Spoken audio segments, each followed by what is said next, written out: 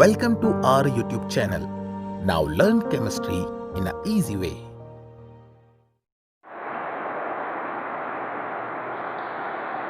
Hello students, कैसे हैं आप सब लोग। Good morning.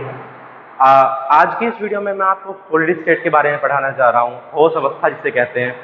तो इस वीडियो में मैं बता दूं कि मैंने इससे पहले जो एक वीडियो बनाई है, उस वीडियो में मैंने केवल उसका इंट्रोडक्शन दिया था कि सॉलिड क्या क्या होते हैं, कौन कौन होते हैं, उनका इंट्रोडक्शन दिया था। तो आज की इस वीडियो में मैं आपको थोड़ा सा उससे आगे का बताऊंगा। ठीक है, तो शुरू करते हैं। चैप्टर का नाम है हमारा क्या, द सॉलिड स्टेट, जिसे हम हिंदी में कहते हैं ठोस अवस्था।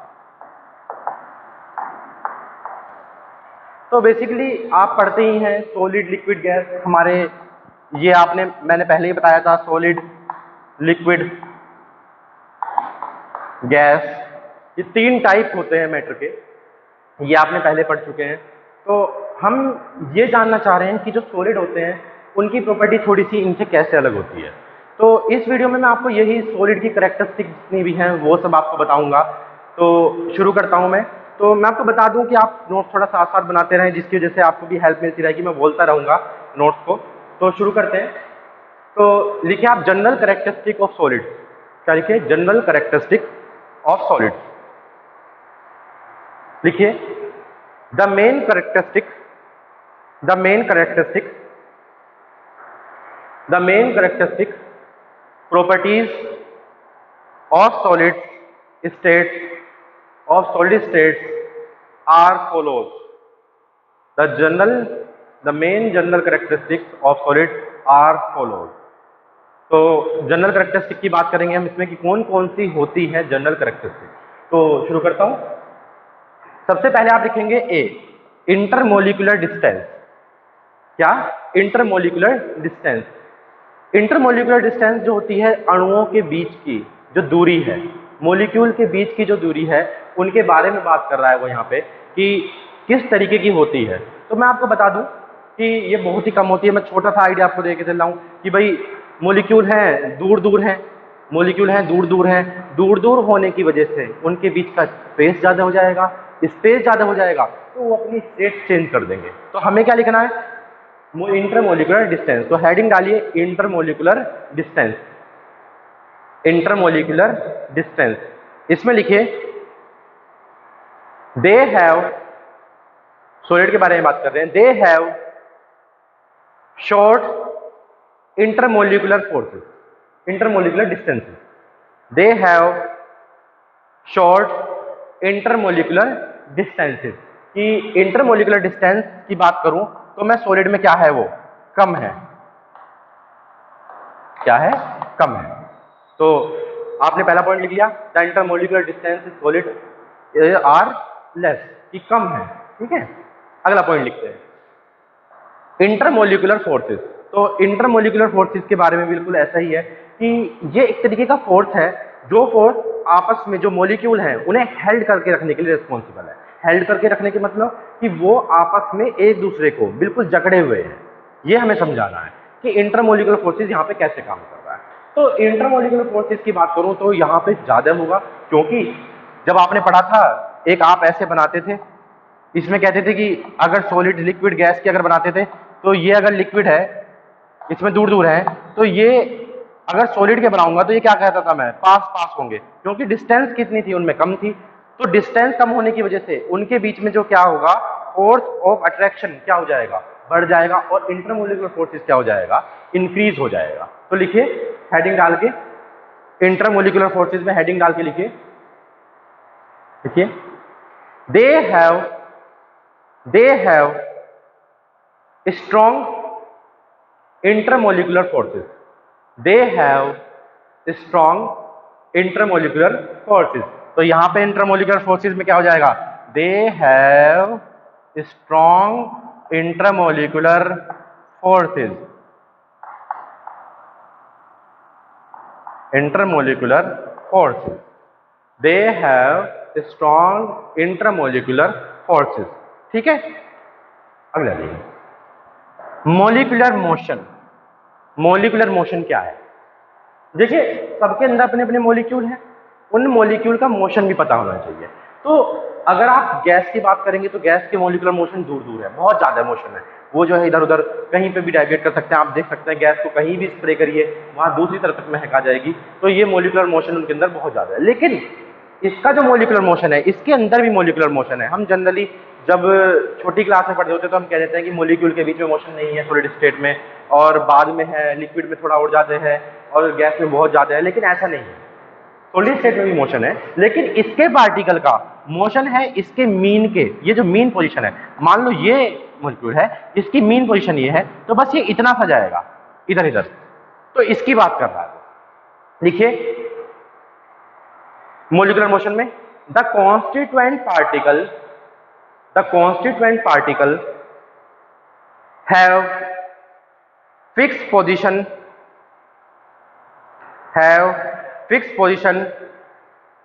and can oscillate and can oscillate and can oscillate about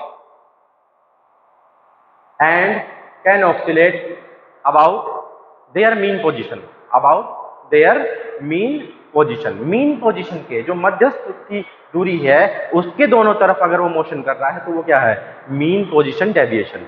mean position deviation, ये बात डेविएशन कर रहा है। तो सॉलिड स्टेट के अंदर ये है, लेकिन कहां पे? मीन पोजीशन के अराउंड।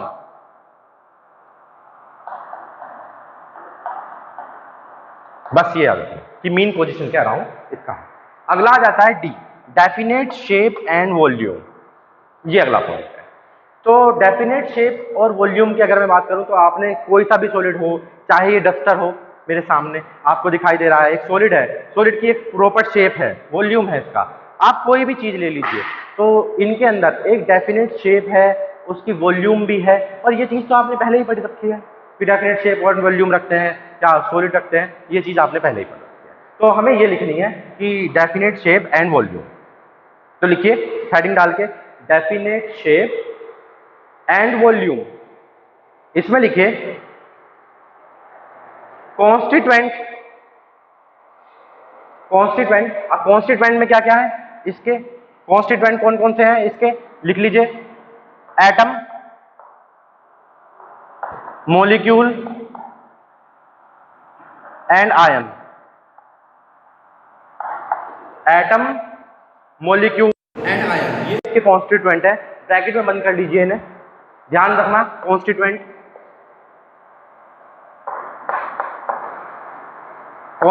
है ये, ध्यान रखना। कॉन्स्टिट्यूएंट में particles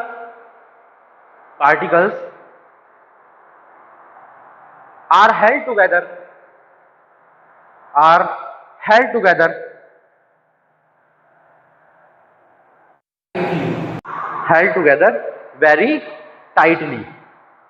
very tightly and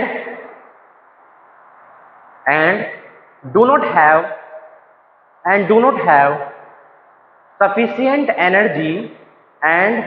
not have sufficient energy to take different position। तो सफिशिएंट एनर्जी नहीं रखते हैं। अगर सफिशिएंट एनर्जी रखते तो क्या होता? अगर सफिशिएंट एनर्जी रखते तो ये अपनी स्टेट चेंज कर लेते, जगह चेंज कर लेते, तो इसकी पोजीशन चेंज हो जाने के बाद आप ये देखते कि उसका जो स्टेट है वो भी चेंज हो जाता। क्योंकि सारा कहानी एकमात्र जगह की ही तो है कि कौन सी जगह पे वो, कौन सी पोजीशन पे वो बैठा है, सारी कहानी उसी की है। आप इसे समझ सकते हैं बिल्कुल आसानी से। तो ये चीज यहाँ पे खत्म होगी। सो आगे लिखिए, सो they have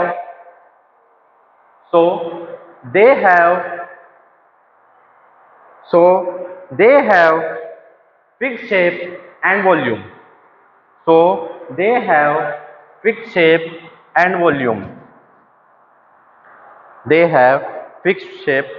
volume। ठीक है जी। तो ये हो गया आपका पॉइंट। पॉइंट नंबर ई में आते हैं डेंसिटी। क्या में? डेंसिटी। तो डेंसिटी के बारे में मैं आपको बता दूं कि डेंसिटी घनत्व को कहते हैं अगर कोई चीज बहुत पास बहुत सारी चीजें, अगर कोई क्लास है उसमें बहुत सारे बच्चे भरे हुए हैं तो वो डेंस है, ज्यादा डेंसिटी है वहाँ की। पॉपुलेशन डेंसिटी के ऊपर आजकल चल भी रहा है कि जो ज्यादातर डेंस जगह है उन पे आप ना जाएं। तो ये जो डेंसिटी है इसी के बारे में ध्यान रखना है। हमारे देश की पॉपुलेशन डेंसिटी बहुत ज्यादा है, चीन की हमसे ज्यादा है, तो इसी वजह से जो पेशेंट है वो भी हमारे यहाँ पे भी बहुत ज्यादा है। तो यहाँ पे चलता हूँ डेंसिटी पे। तो आप देख रहे हैं कि अगर मॉलिक्यूल पास है तो ऑब्वियस सी बात है डेंसिटी ज्यादा होगी। अरे ऑब्वियस सी बात है डेंसिटी बिल्कुल ज्यादा होगी। तो डेंसिटी जो ज्यादा होती है वो सॉलिड के अंदर आपको देखने के लिए मिलेगी। तो ऑब्वियस सी बात है कि डेंसिटी इनके अंदर ज्यादा होगी। तो लिखिए सॉलिड हैव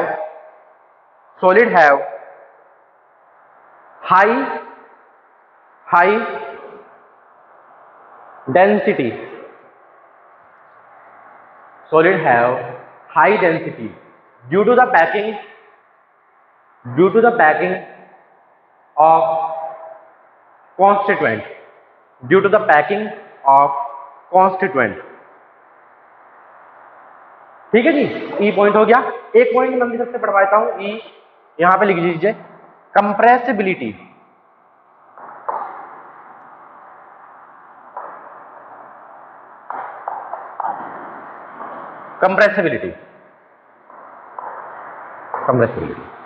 कंप्रेसिबिलिटी का मतलब है आप इन्हें दबा सकते हैं क्या? नहीं दबा सकते। तो आप इसमें एक लाइन लिख लीजिए, बस सिंपल सी लाइन है याद करने के लिए। ई पॉइंट तक ई एफ जी बहुत सारे पॉइंट है लेकिन हम एफ तक लिख लेंगे, बहुत है, इतना काफी होगा। तो लिख लिए दे आर